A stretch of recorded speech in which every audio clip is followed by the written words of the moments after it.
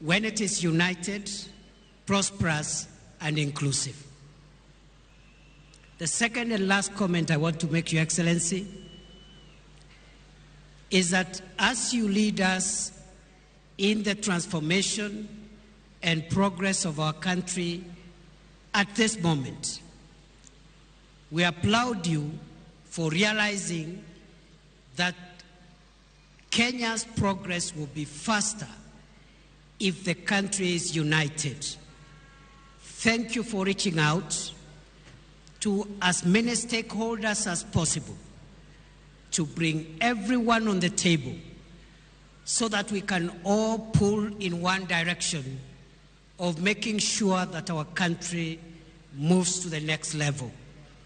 We applaud you for reaching out to the former Prime Minister for the establishment of the broad-based government, and we thank you for reaching out to the former President, Uhuru Kenyatta, and making sure that going forward, all of us, every stakeholder, is on the table as we decide the destiny of our country and as we lift the weight that we must lift in honor of the previous generation and also in honor of the generations to come. Tunakushukuru Mheshimiwa Rais kwa kuendelea kuunganisha taifa letu la Kenya ili nchi yetu ipate fanaka, maendeleo na ustawi.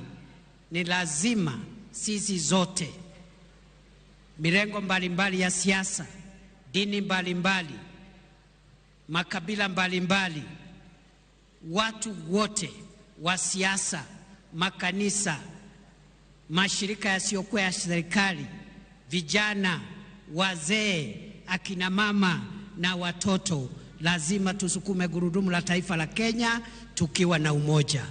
Thank you, Mr. President, for spearheading the unity of our country.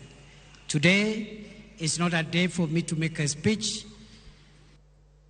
It's the day to listen to you, Your Excellency, as you address us as a nation on this very important occasion. I now want, therefore, to request that we be upstanding so that we can listen to the address of His Excellency, the President. Wapi shangwe na vigelegele. Karibu Mheshimiwa Rais. Thank you, Mr. President. You're welcome. Asante sana. Tafadhali tunaweza kuketi chini. Asanteni sana.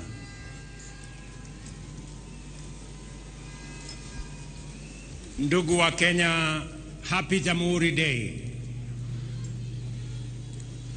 Hamjambo.